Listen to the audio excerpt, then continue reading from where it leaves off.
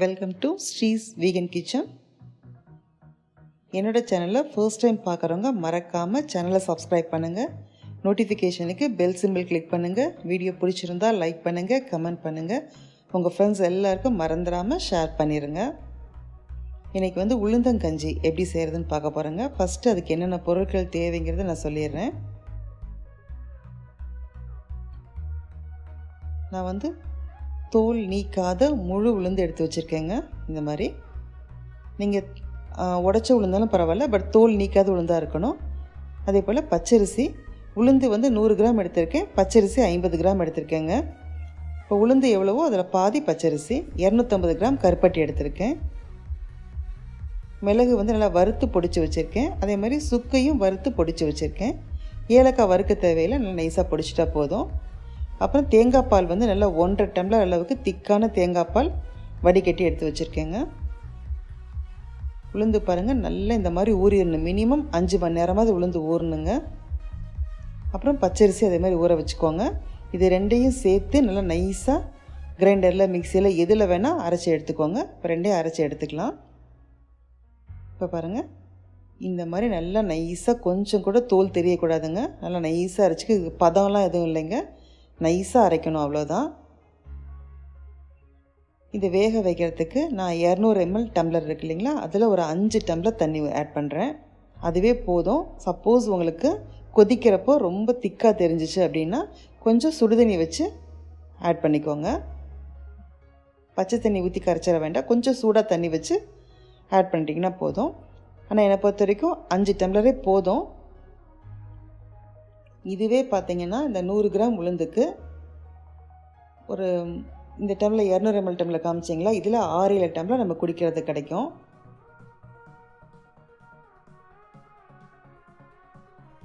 இப்போ தண்ணி கொதிச்சிருக்கட்டும்.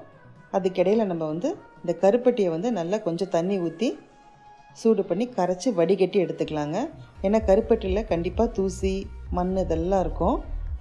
ஸோ இது மாதிரி நம்ம கரைச்சி எடுத்துக்கிட்டோம்னா ரொம்ப நல்லது.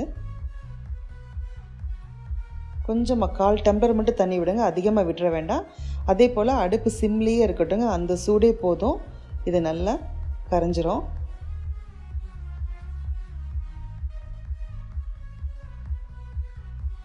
வெள்ளமாக இருந்தாலும் அதே போல் இதே மாதிரி கரைச்சி வடிகட்டிக்கோங்க, அதுலேயும் மண்ணெல்லாம் இருக்கும். மெதுவாக சிம்லேயே இருக்கட்டுங்க. பாருங்கள், இப்போ எல்லாம் நல்லா கரைஞ்சிருச்சு. இப்போ நம்ம இதை வடிகட்டி தனியாக எடுத்து வச்சுக்கலாம். இது பதம்லாம் எதுவும் இல்லைங்க, அந்த நம்ம கட்டியாக இருந்துச்சு இல்லைங்களா, அதெல்லாம் நல்லா கரையணும், அவ்வளோதான். இப்போ பாருங்கள், தண்ணி நல்லா கொதிச்சிருச்சு. இந்த ஸ்டேஜில் நம்ம அரைச்சி வச்சுருக்க உளுந்து, பச்சரிசி ரெண்டையும் ஆட் பண்ணிக்கலாங்க.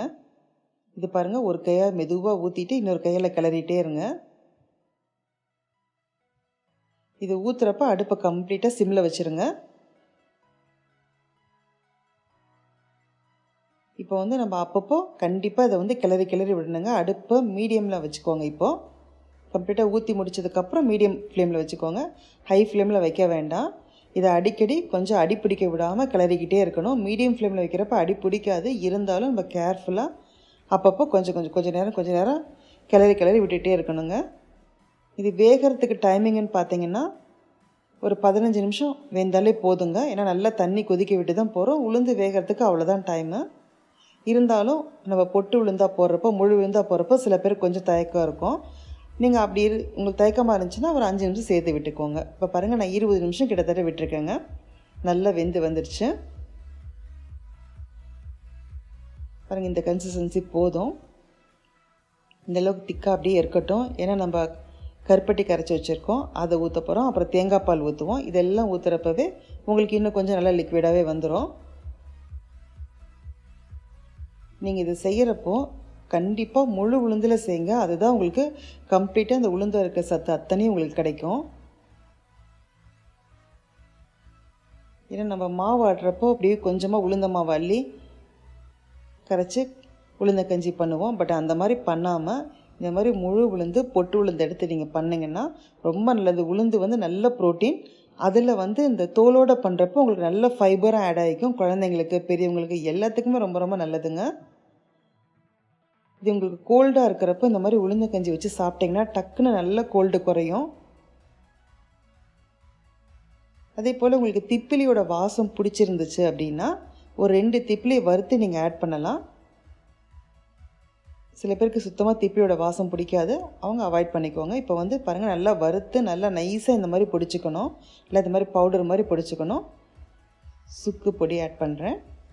உங்களுக்கு இந்த மாதிரி நல்லா பவுடராக கிடைக்கணுன்னா காஃபி ஃபில்டரில் போட்டு லேசாக தட்டினீங்கன்னா இந்த மாதிரி பவுடராக விழுந்துடும். இப்போ மிளகு பொடி, இதையும் நல்லா வறுத்து தாங்க பிடிச்சிருக்கேன். சுக்கு மிளகு ரெண்டையும் நல்லா வறுத்து பிடிச்சிக்கிட்டிங்கன்னா நல்ல வாசனையாக இருக்கும். அப்புறம் ஏலக்காய் பொடி, இது எதுவுமே அளவெல்லாம் இல்லைங்க. சுக்கு மிளகு ரெண்டுமே நல்ல காரமானது. உங்கள் காரத்துக்கு எவ்வளோ தேவையோ அவ்வளோ ஆட் பண்ணிக்கோங்க. ஏலக்காய் பொடி வந்து வாசனைக்கு தாங்க, உங்கள் ஃப்ளேவருக்கு எவ்வளோ தேவையோ அந்த அளவுக்கு ஏலக்காய் பொடி ஆட் பண்ணிக்கோங்க. இப்போ கருப்பட்டி ஊற்றுனதுக்கப்புறம் ஒரு 5 நிமிஷம் சிம்லேயே வச்சு கொதிக்க விடுங்க.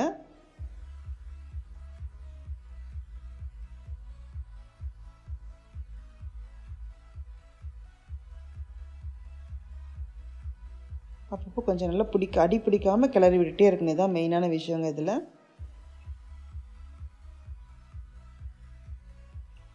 இது கண்டிப்பாக நீங்கள் வீட்டில் ட்ரை பண்ணுங்கள். வாரத்தில் ஒரு நாளாவது கண்டிப்பாக இந்த மாதிரி உளுந்தங்கஞ்சி முழு உளுந்தில் நீங்கள் செஞ்சு சாப்பிட்டிங்கன்னா இது உடம்புக்கு அவ்வளோ ரொம்ப நல்லது. இப்போ அடுப்பை ஆஃப் பண்ணிவிட்டு லாஸ்ட்டாக தேங்காய் பால் ஆட் பண்ணிக்கலாங்க. தேங்காய் பால் வந்து ஒரே ஒரு தடவை மட்டும் எடுங்க, நல்லா திக்கான தேங்காய் பாலாக இருக்கட்டும். நல்லா நான் ஒரு 1.5 டம்ளர் ஊற்றிருக்கேன். 200 ml டம்ளர் காமிச்சிங்களா, அதில் ஒரு 1.5 டம்ளர் அளவுக்கு எடுத்திருக்கேன். ஆஃப் பண்ணிவிட்டு ஊற்றிடுங்க. அதுக்கப்புறம் நல்லா கரைச்சி விட்டுருங்க. பாருங்கள், இது ரொம்ப ரொம்ப ரொம்ப ஹெல்த்தியான ஒரு டிஷ்ஷுங்க. இதை கண்டிப்பாக நீங்கள் வீட்டில் ட்ரை பண்ணி பாருங்கள். நான் சொன்ன மாதிரி வீக்லி ஒன்ஸாவது நீங்கள் வச்சு சாப்பிட்டிங்கன்னா உடம்புக்கு அவ்வளோ பலங்க. இது குழந்தைங்களுக்கு கட்டாயம் இது சாப்பிட கொடுங்க.